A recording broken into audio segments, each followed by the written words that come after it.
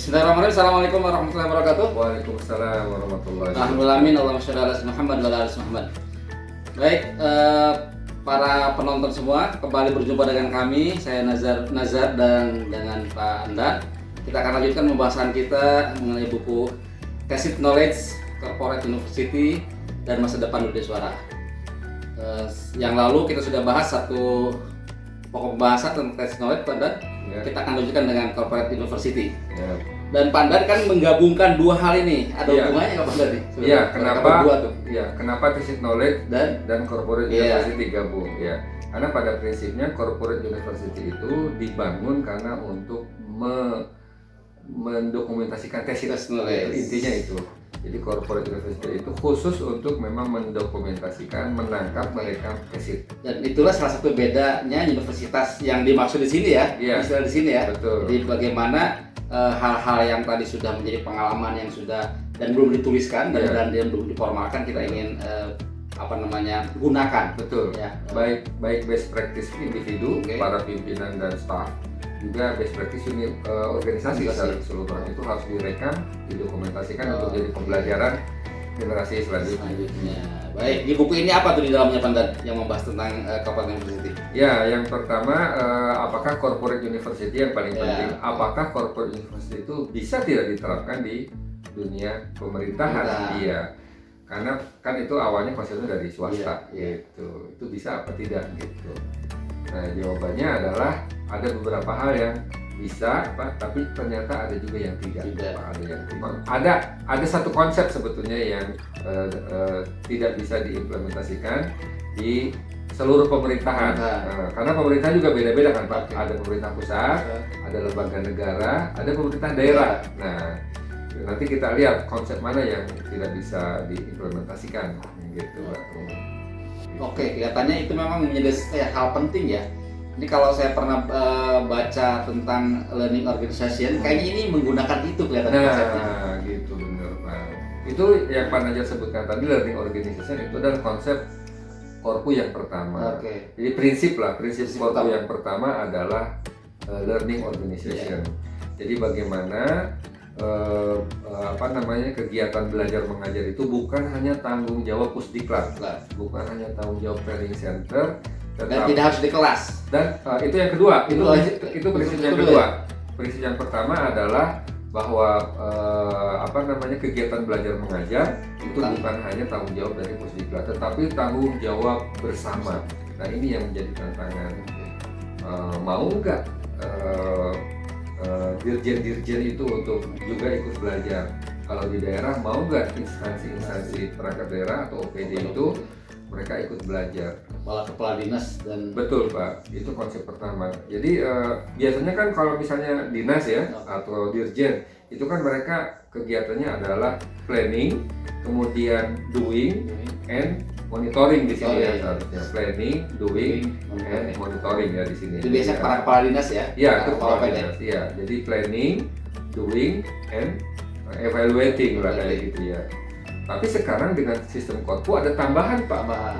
Yang tadinya planning, doing and monitoring, sekarang ada tambahan yaitu reviewing, kemudian record, kemudian transfer to others. Itu masalahnya, mau tidak gitu kan. Jadi ini dulu harus diyakinkan ke seluruh dirjen kalau di kementerian, seluruh OPD kalau di pemerintah daerah, mau nggak mereka ada tambahan reviewing, kemudian jadi apapun yang dilakukan direview, inovasi tersebut direview, kemudian direcord. Record itu bisa dengan wawancara, dengan segala macam lah. Kemudian ditransfer to others. Ada fungsi trainer di sana ya? Iya, betul. Jadi ada fungsi trainernya dengan melalui community of practice, knowledge management dan sebagainya itu mau nggak? Di samping juga kemudian ada assessment terakhir juga, dia juga harus melakukan assessment di situ. Nah itu Pak Najar ya. Sebelum konsep yang lainnya, konsep pertama ini learning organization itu berat. Betul banget, itu harus ada komitmen bersama, Pandan. Kalau nggak ada kayaknya. Kalau tidak ada dan dia memaksa untuk mendirikan Korpu, itu cuma ganti baju aja. Namanya Korpu misalnya. Tetapi sebetulnya pada prinsipnya hanya urusan badan badan diklat atau pusdiklat pada kenyataannya. Jadi kalau tidak ada komitmen pasti balik lagi ke situ. Iya, itu yang pertama. Nah, ada 4 Pak konsepnya, kita jelasin ya.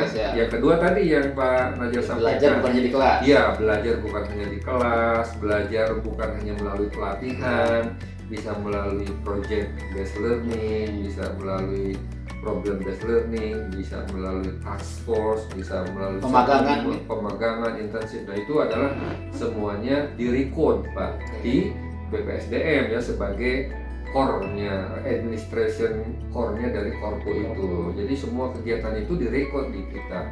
Ada juga tata caranya, ada juga evaluasinya, dan kemudian ada raportnya. Nah itu Pak, jadi diversifikasi jenis pengembangan SDM yang kedua, konsep Korpo. Dan ini konsep yang kedua pun bisa diterapkan di pemerintah. Jadi tadi konsep yang pertama bisa ya Pak, ada di organisasi. Bisa. Yang kedua ini diversifikasi jenis pengembangan SDM itu juga bisa dilakukan di pemerintah. Yang ketiga? Nah, yang ketiga ini adalah leaders are the teachers.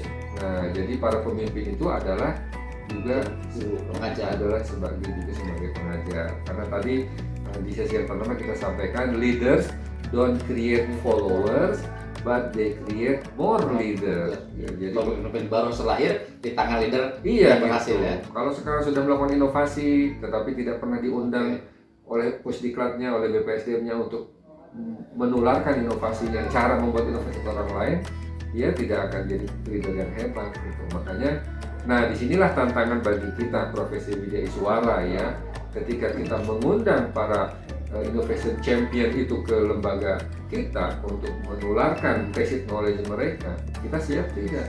Nah, strategi perlu dilakukan oleh organisasi profesi, oleh pembina Widya Iswara, juga oleh BPSDM atau pusdiklat di mana kita tinggal, di mana kita bekerja, supaya basic knowledge para Widya Iswaranya juga tidak kalah dengan para leader. Terus berkembang ya? Iya, dan terus berkembang.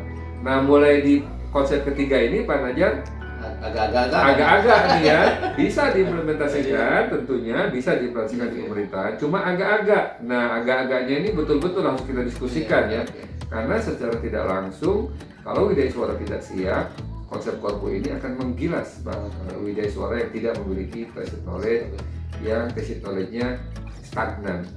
Nah, dan itu kan bisa didrive oleh lembaga sebenarnya. Betul, Pak. Asal yang ada kemauan ya. Betul. Jadi lembaganya harus memikirkan juga gimana para Widya Iswaranya basic knowledge-nya terus berkembang. Di sini di bab 3 nanti saya akan jelaskan bagaimana agar Widya Iswara tidak kalah juga dengan para pemimpin struktural gitu ya, atau CEO, manajer di perusahaan yang mereka terus berinovasi. Kalau instruktur, trainer di perusahaan kan ya di lingkungan itu saja ya. Nah, saya menyampaikan di bab 3 bagaimana caranya agar lembaga pelatihan kita memikirkan juga agar kita tacit knowledge dari trainernya juga meningkat. Nah, yang keempat nih Pak, yang keempat ya betul ya. Yang keempat dari konsep Korpo itu adalah bahwa konsep Korpo itu seluruh kegiatan pengembangan sumber daya manusia yang ada di lembaga itu harus ditujukan untuk mendukung target organisasi. Jadi kalau di swasta Pak, misalnya tahun ini kita produknya A, gitu ya. Omset 5M. Kalau 5M gitu kan. Produknya apa? Kalau di telekomunikasi mungkin kita ke 5G, fokus ke sana. Maka yang lain ditinggalkan Pak. Gitu, yang lain tinggalkan. Jadi sumber daya manusia, uang, jenis-jenis pelatihan yang tidak mendukung ini ditinggalkan. Nah, untuk konsep yang keempat ini atau prinsip Korpo yang keempat ini tidak bisa sepenuhnya diterapkan di pemerintahan, Pak. Kalau misalnya sekarang kita jelaskan dulu entitas pemerintahan kan ada 3, yaitu ada kementerian, ada lembaga negara, ada pemerintahan daerah. Dan di dalam buku ini saya jelaskan bahwa konsep Korpo yang keempat ini tidak akan bisa diterapkan secara sempurna. Salah satunya adalah di pemerintahan daerah, Pak. Mengapa, Pak? Karena pemerintahan daerah itu urusannya banyak, Pak. Contoh, saya coba tanya Pak Najar, Gubernur Banten dulu fokusnya ada 3, Pak. Ingat nggak, Pak Najar? Fokusnya 3 itu infrastruktur, infrastruktur, SDM, SDM-nya saya apa? Pendidikan, Ya, pendidikan. apa namanya, infrastruktur pendidikan, satu lagi kesehatan. Ini kan yang menjadi fokusnya gubernur ketika dilantik, dan ini masuk ke RPJM. Artinya yang lain, yang lain kan berarti tidak menjadi fokus. Anggaran pun berarti kan kadarnya mungkin ya. Iya, nggak boleh dikatakan gitu. Seharusnya kan seperti itu kan. Kalau kita prinsipnya swasta kan harus seperti itu. Tetapi karena kita pemerintah daerah, Pak Naja, ternyata BPSDM provinsi itu memiliki tugas-tugas pembantuan dari pusat, Pak. Yang mau nggak mau harus dilakukan. Yang mau nggak mau dilakukan. Karena juga mungkin amanat undang-undang, Pak Dan. Amanat undang-undang, amanat PP, atau amanat peraturan kementerian tertentu. Misalnya bahwa seluruh kepala sekolah harus punya sertifikat kepala sekolah. Mau gimana kita? Padahal tadi, tapi kalau kepala sekolah masih mending, itu karena bidang pendidikan. Tapi yang lain misalnya tentang revolusi mental, bahwa harus mencetak Satpol PP, harus berdiri di Satpol PP, harus dilantik. Kemudian harus diciptakan ahli-ahli pengadaan barang dan jasa, dan diklat-diklat yang bukan bidang tiga itu. Nah, sehingga untuk konsep Korpu yang keempat, pemerintah daerah tetap akan sifatnya diversity pelatihannya, sesuai dengan tugas pembantuan yang dibebankan oleh pusat kepada kita. Nah, itu yang membedakan, Pak. Jadi kita nggak bisa fokus kita sekarang ke sana. Pemerintah daerah tidak akan pernah bisa selama urusan pemerintah daerah itu memang banyak gitu. Itu tuh, Pak. Ya, kalau sebenarnya kalau dari konsep kan udah mengarah ke sana, Pak Dan. Misalnya tidak ada lagi visi misi OPD, yang ada adalah gubernur. Tapi dalam prakteknya tidak bisa. Karena masing-masing ada beban dari pemerintah pusat. Iya. Jadi pemerintah daerah itu memang tidak bisa fokus kepada visi misi kepala daerahnya, nggak bisa. Kalau di lembaga negara mungkin, Pak. Iya, kalau lembaga urusannya negara satu soalnya ya. Urusannya spesifik, BKKBN. Sekarang stunting gitu kan. Maka semua pelatihannya, semuanya itu. Yang konsep Korpu yang keempat masih bisa diterapkan di lembaga negara. Tapi kalau kementerian gimana, Pak? Kira-kira menurut Pak Najar? Kementerian mestinya bisa menurut saya. Mestinya bisa. Mesti bisa. Karena dia urusannya satu, cuman wilayahnya banyak. Nah, ini wilayahnya tadi ya. Wilayahnya yang luas kan? Sama, urusannya juga ternyata tidak satu, Pak. Iya. Kalau kementerian itu ya? Sama, Pak. Walaupun memang secara umumnya satu, kayak keuangan satu. Mestinya keuangan doang kan? Masih keuangan doang. Tetapi ternyata keuangan pun, Pak, ada pajak, ada bea cukai, kemudian ada ini pusdiklatnya ya, pusdiklat pembenaran, pusdiklat keuangan umum kalau tidak salah ya, ada 6 pusdiklat di Kementerian Keuangan kalau saya salah ya. Nah itu jadi diverse. Di Kementerian Hukum, Pak, dari mulai perundang-undangan sampai dengan narapidana itu ya, sampai dengan hak cipta itu menjadi urusan dari Kementerian Hukum dan HAM. Nah, jadi pusdiklat di sana pasti setiap tahun akan selalu mengadakan yang diverse itu, ya. Tidak bisa Kementerian Hukum dan HAM sekarang sekarang kita fokus ke pemberantasan korupsi saja, nggak bisa karena dirjennya aja sudah bisa banyak. Jadi ya tadi konsep Korpu yang pertama, kedua, ketiga bisa diimplementasikan, tetapi konsep Korpu yang keempat tidak bisa diimplementasikan secara sempurna di beberapa instansi. Itu kurang lebih Pak. Kita memang sedang menunggu peraturan dari Menpan atau dari LAN ya yang mendefinisikan Korpu itu seperti apa. Karena sampai sekarang baik di PP maupun di Permenpan belum ada definisi yang jelas tentang Korpu. Di dalam PP dan Permenpan itu baru dijelaskan Korpu adalah pelatihan terintegrasi seperti itu saja. Tapi apa jenisnya ya, kegiatannya boleh apa saja, bagaimana pelibatan Widya Iswara di dalam misalnya magang, di dalam task force, di dalam secondment, di dalam problem based learning, bagaimana peran Widya Iswara, JP-nya berapa dan sebagainya kurang lebih ya. Kita kan sekarang baru mengenal JP untuk pelatihan gitu ya.